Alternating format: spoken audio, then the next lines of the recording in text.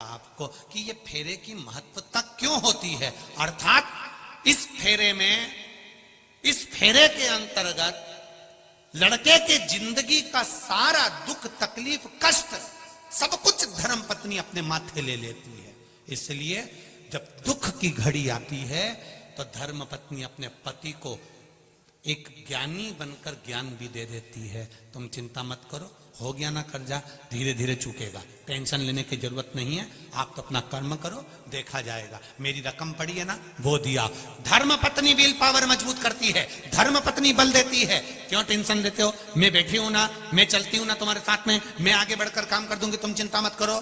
तुम लगाओ दुकान, मैं बर्तन धो दूंगी, तुम लगाओ ये काम, मैं तुम्हारे साथ कदम से कदम मिलाकर काम करूंगी। वो होती है धर्म पत्नी। शिव जी ने अपनी पत्नी से कहा, विष मेरे लिए आया है, मैं पीऊंगा, मर जाऊंगा, तो क्या तुम मुझे देखती रहेगी? धर्म पत्नी कहती है, तो मेरा क्या काम है? पति कहता है, अनसुईया पति को लेकर आ गई, सावित्री यम की केस से लेकर आ गई, तो तू तेरे पति को मरता हुआ देख लेगी? पार्वती जी कहती, अब भी अच्छे से पियो, तुम जरा पियो पियो, मैं निपट लूंगी सब। शंकर भगवान ने विष का प्याला लिया, शिव जी ने विष पीना चालू करा, पार्वती मैया श्वास में से निकल गई।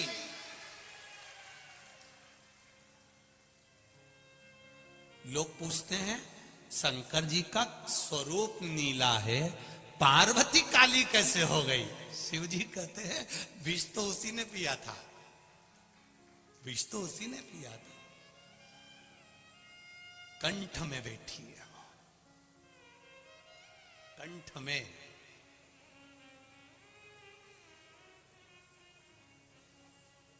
भीतर बैठकर विष शिव जी ने पिया। शंकर जी ने पार्वती से पूछा, पार्वती विष मेरे गले में है। पार्वती जी कहती हैं, मैं भी आपके कंठ में ही हूं। आपने मेरे कंठ में मंगल सूत्र बांधा था, आपके कंठ में मैंने माला पहनाई थी, वो माला साधारण नहीं थी। तुम्हारी पार्वती तुम्हारे साथ कदम से कदम मिलाकर खड़ी, कदम से कदम मिलाकर। एक धर्म पत्नी का सबसे बड़ा धर्म है, पति अगर गलत मार्ग पर जा रहा है, व्यसन में जा रहा है, मदिरापान में जा रहा है, मांसाहार में जा रहा है, जुए में जा रहा है, वेश्यावृत्ति में जा रहा है, धर्म पत्नी का फर्ज है उसको सुधारने का प्रयास करो। ये नहीं कि मायके में जाके बैठ जाऊंगी तो ये सुधर जाएगा। वो सिंदूर चढ़ा हुआ अभी तक बटुक भैरू था, तू गई तो काल भैरव बन जाएगा। उसको सुधारने की जवाबदारी तुम्हारी भी है, उसको संवारने की जवाबदारी तुम्हारी भी है।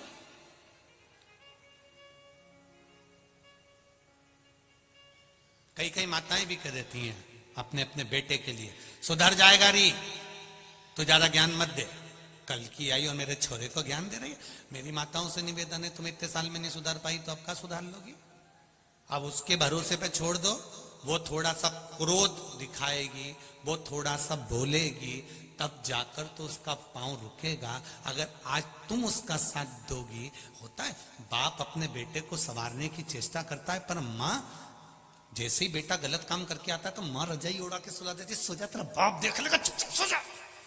मां ने अपने बेटे पर रजाई नहीं डाली है, अपने ऊपर मां ने खुद राख डाल ली है कि जिंदगी बर्बाद कर दी छोरे की। जिस दिन गलत काम कर कर, एक हमने बचपन में पढ़ी थी एक कथा, शायद तुमने भी पढ़ी होगी, कानपुर की जीजियों और जीजाओं, तुमने भी पढ़ा होगा, हमने भी अपने बचपन में पढ़ा था। एक बच्चा पेंसिल चुरा लाया, पेंसिल चुरा के मम्मी को बोला, माँ मैं पेंसिल लाया हूं। माँ ने कुछ नहीं कहा। बच्चा पेन लाया, माँ ने कुछ नहीं कहा। बच्चा बॉक्स लाया, माँ ने कुछ नहीं कहा। बच्चा बैग चुरा लाया, माँ ने कुछ नहीं कहा। वो बच्चा नामी चोर हो गया, चोर हो गया, पकड़ाया, ले जाकर खड़ा करा, जेल में डाल दिया, जेल में डाल दिया।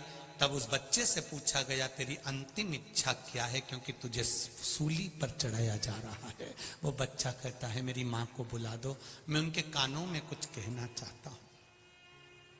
मेरी माँ को बुला दो, मेरी माँ के कानों में कुछ कहना चाहता हूं। माँ को बुलाया, बच्चे ने अपने दांतों से मां का कान पकड़ लिया, खून बहने लगा। पुलिस वालों ने छुड़ाया, छोड़ ये तेरी मां है। वो कहता है आज सूली पर चढ़ाने वाली भी ये मेरी मां है। अगर पहली बार पेंसिल चुराई थी, थप्पड़ मारती तो आज मैं चोर नहीं बनता। हम अपने बच्चों को अगर संवारेंगे तो बच्चा संवरेगा। हम अपने बच्चों को नेक मार्ग दिखाएंगे तो नेक मार्ग पर चलेगा। हम अपने बच्चे को सुधारने का प्रयास करेंगे, बच्चा सुधरेगा। आप अगर बच्चे पर रजाई डाल रहे हो तो बच्चा भी सोचेगा कि मेरी मां मेरा पक्ष ले रही है तो वो गलत करेगा, ये निश्चित है। थोड़ा सा सवारिया हमने पढ़ा है बचपन में, शायद आपने भी पढ़ा होगा, ऐसा नहीं है कि नहीं पढ़ा होगा, पढ़ा सबने होगा।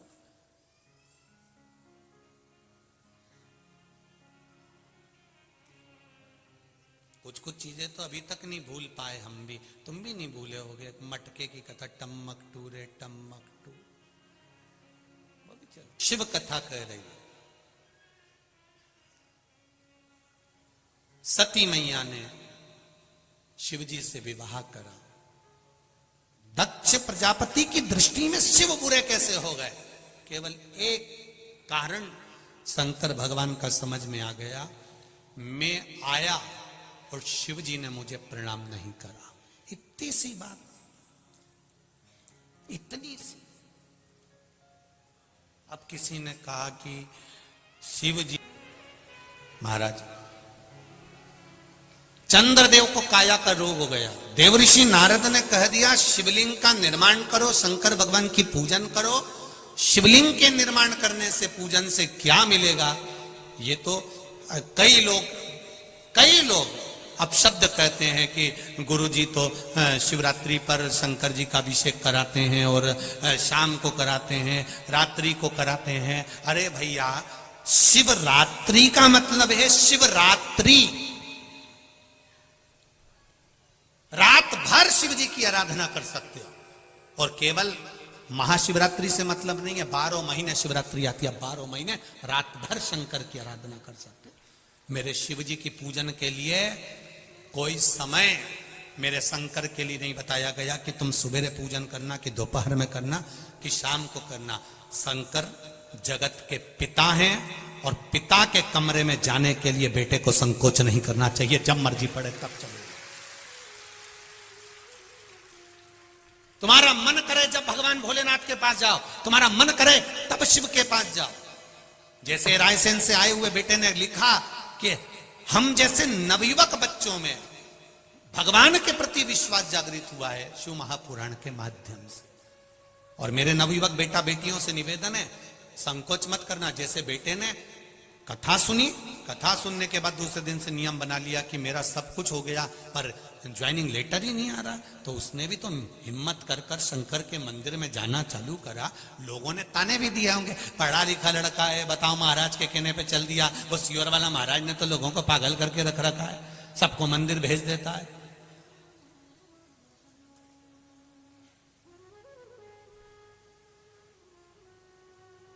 तो उसमें दिक्कत क्या है मंदिर जाने में? शिव मंदिर जाने में तकलीफ क्या? सियोर वाले महाराज ने ये तो नहीं कहा आप लोगों से कि हमारे यहाँ आओ। सियोर वाला महाराज तो एक बात जरूर कहता है, कहीं मत जाओ पर शिव के द्वार जरूर जाओ, शंकर के द्वार जाइए, शिव की उदारता जरूर पाइए। आज आप लाखों की संख्या में आए हुए हो, तीसरा दिन है कथा का, बाउंड्री के बाहर लोग खड़े हुए हैं, जहां देखो वहां, जहां मौका मिल रहा है वहां पर बैठकर कथा सुन रहे हो। ये आपकी दृढ़ विश्वास, दृढ़ता, भरोसा ही तो है जो आपको यहां तक लेकर आया है। जब आप इतने विश्वास से यहां पर आए हो तो उस विश्वास का फल मेरा भी तो विश्वनाथ देगा ही देगा, खाली तो नहीं छोड़ेगा। अगर विश्वास लेकर आए हो तो विश्वास का फल तो मिलेगा, प्राप्त तो होगा आपको। ऐसा तो नहीं कि नहीं देगा वो।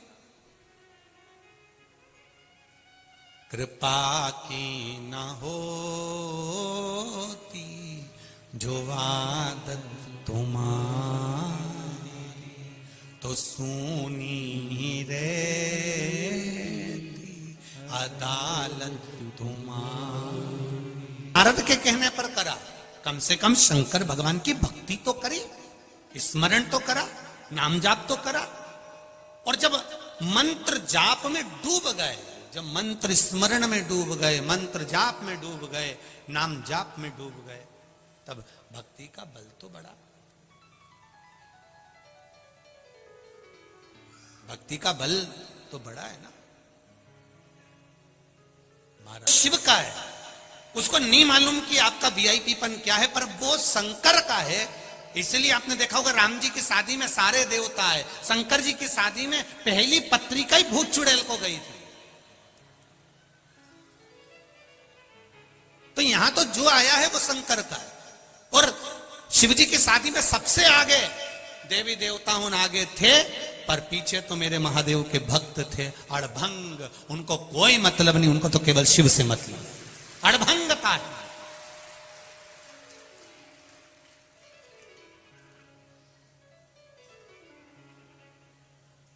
हमारा ये मना नहीं है, हमारे लिए वीवीआईपी वीआईपी और आप सब एक जैसे हो। हमारे लिए उसके लाखों दीवाने बड़े से बड़े उसके चरणों में कंकड़ माटी से पड़े, उसके लिए सब बराबर। गुलाब जामुन खाओगे तो भी पेट में जाएगी, रबड़ी खाओगे तो भी पेट में जाएगी। हो सकता है तुम्हारे पास में अलग डिपार्टमेंट हो, तुम भेज दो तो वो अलग बात है, पर मेरे महादेव के पास में तो एक ही डिपार्टमेंट है। जो शिव की कथा में आ गया, भगवान ने कह दिया वो भले कुछ भी है उसकी झोली में भर कर भेजूंगा। वो गरीब है अमीर है जो है, उसकी झोली मुझे भर। 3 घंटे कथा का रसतत्व आपके लिए और हमारे लिए। केवल आप कथा सुनते ऐसा नहीं है, हम भी कथा सुनते, बाचने के साथ में हम भी उस बल बढ़ाएं, उसका रसतत्व बढ़ाएं। शिव कथा कह रही, शिवलिंग का निर्माण करा।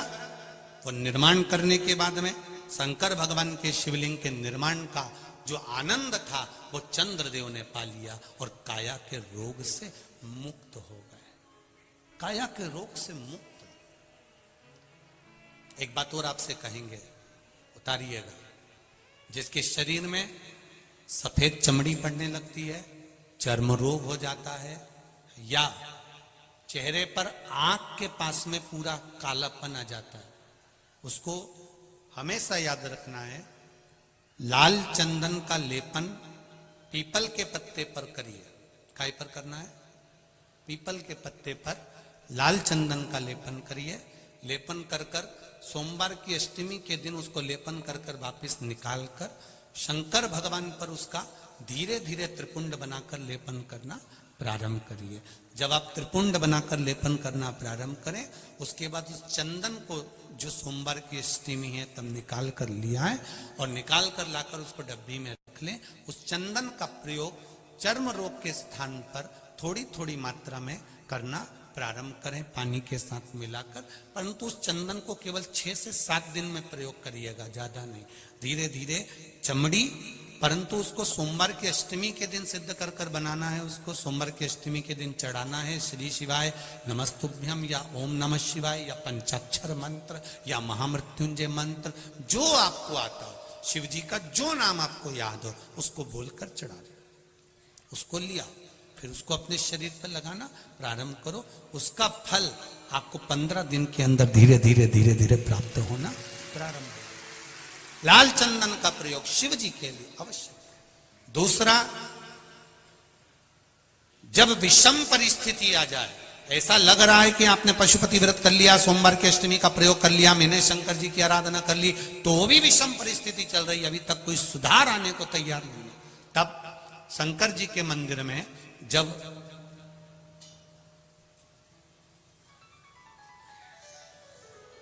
बेलपत्र चढ़ाने के लिए आप जाएं, तब प्रयास करिएगा कि बेलपत्र को, अशोक सुंदरी का स्थान सबको मालूम है ना?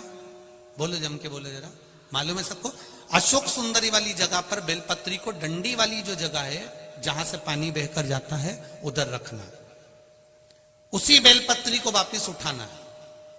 शिव जी के शिवलिंग पर जब बेलपत्री रखो तो डंडी का भाग, आप यहां बैठे हो तो डंडी का भाग पीछे की ओर होना चाहिए।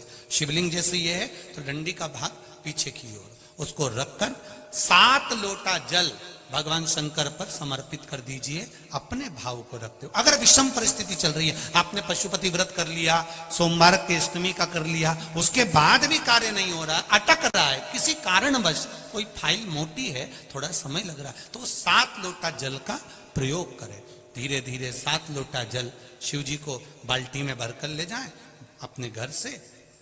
7 कलश जल शिव जी को समर्पित करना है और समर्पित करने के बाद उस बेलपत्री को वापिस अपने ही घर पर लेकर आ जाना।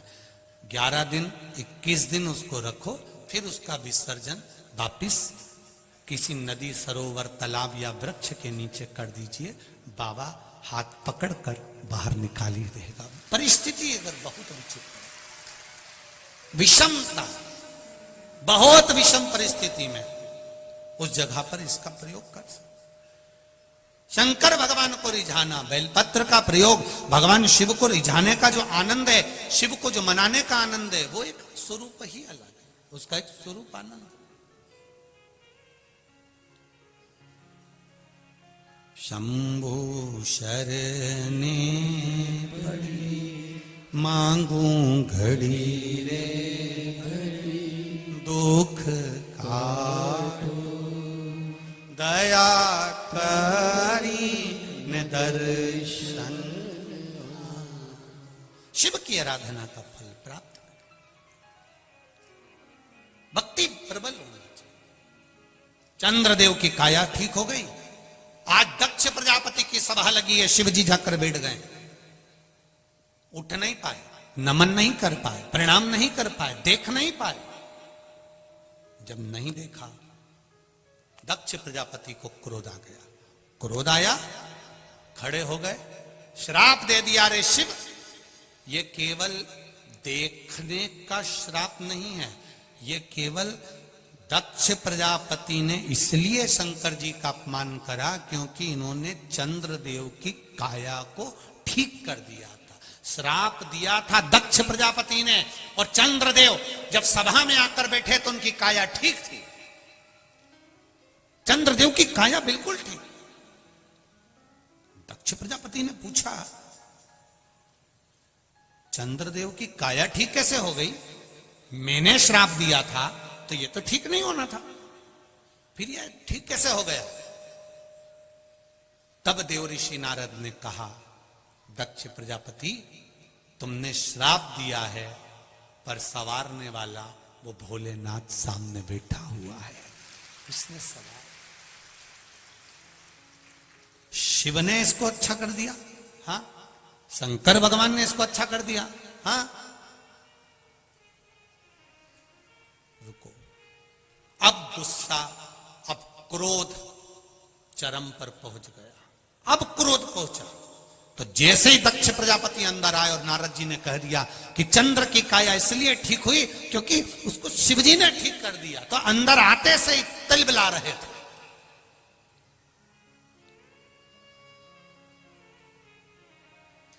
एक बहुत अच्छी बात ध्यान में रखिएगा जरा,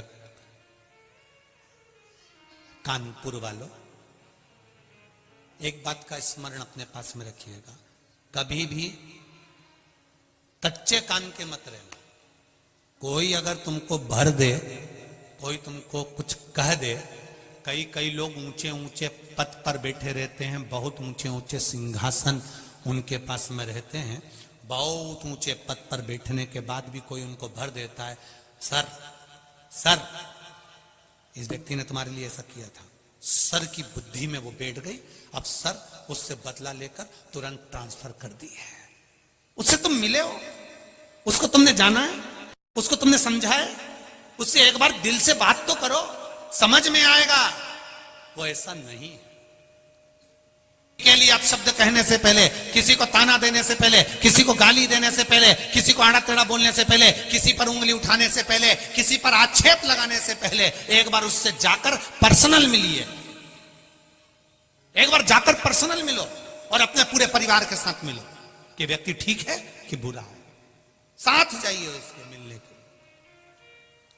देंगे आप, बैठो अभी मौका देंगे, पर्सनल मिलिए उसको जाकर आप। और जब आप उसके पास में जाओगे, उससे मिलोगे, अपने दिल की बात कहोगे, अपने चित्त की बात कहोगे, अपने हृदय की बात कहोगे, तब समझ में आएगा कि सामने वाला व्यक्ति कैसा है। मेरा पंडित प्रदीप मिश्रा जी बहू सास की निंदा करती है अपने मायके में जाकर, तो मायके वालों से निवेदन है, सास को बुरा मत मानना, पहले मायके से ससुराल जाओ, बात करो। सास बहू की निंदा करती है तो मेरा निवेदन है, पहले बहू से एक बार मिलो। सास बुरी है तो उससे भी मिलने का प्रयास करना, और बहू बुरी है तो उससे भी मिलने का प्रयास करना। जरूर इनमें कुछ ना कुछ अच्छा होगा, ये निश्चित है। हर एक व्यक्ति बुरा नहीं हो सकता, ये निश्चित था। ना सास बुरी है ना बहू बुरी है। हम पहले भी कथा में कहे, कभी व्यक्ति बुरा नहीं होता, व्यक्ति का समय बुरा होता। थोड़ा सा समय गड़बड़ है तो व्यक्ति गड़बड़। बुरा तुम नहीं, बुरा तुम्हारा समय। अच्छा समय आता है तो लोग आपके साथ जुड़े हुए होते हैं, और जब बुरा समय आता है तो लोग आपसे दूर हट जाते हैं। अब तुम खुद अंदाजा लगाओ तो संसार कितना विचित्र है, जरा सोचो तो सही, विचार करिए जरा। जब तुम्हारे छोरा छोरी की शादी होती है, कितने मेहमान आते हैं? बोलो रे कानपुर वालों, जरा बोलो। 25, 50, 100, 200 तो आते होंगे। और रिसेप्शन में कितने आते हैं? 100, 200 तो आते होंगे कि नहीं आते? आते हैं ना। और मान लो रिसेप्शन में इतने लोग इकट्ठे हुए, विवाह में इतने लोग इकट्ठे हुए, और उस लड़का लड़की का संबंध आपस में बेकार हो गया और तलाक की बात पहुंच गई, संबंध खराब हो गया, तो इनको संवारने के लिए कितने आते हैं? बोलो जरा बोलो, आएगा कोई? कोई। लड्डू खाने सब आए हैं, पकड़ ला। लड्डू खाने सब आए हैं, पेड़ा खाने सब आए, निभाने के लिए सब आए, पर जब बिगड़ती है कोई नहीं आता। जब मनुष्य का बेकार समय चालू होता है, समय चक्र जब उल्टा चलने लगता है, तब कोई नहीं आता, फिर एक आता है, वो मेरा देव अधिदेव महादेव आता है, फिर कोई नहीं। चंद्रदेव का जब बेकार समय आया तब महादेव सामने आकर खड़े हो गए। चंद्रदेव का जब बेकार समय आया तब मेरे देवाधिदेव महादेव सम्मुख में खड़े थे। दक्ष प्रजापति को मालूम पड़ा, गुस्सा आ गया, मैंने श्राप दिया और शिव ने संवार दिया। दुनिया चाहे कितना भी बुरा चाहे, अभी आपको शुरू में कथा में कहा था, शिक्षक शिक्षा देता है, गुरु दीक्षा देता है, और मेरा महादेव तुम्हारी झोलियों को भर देता है। मेरा महादेव कभी देने में पीछे नहीं हटता, उसकी कृपा बरसती ही रहती है, खूब देता है।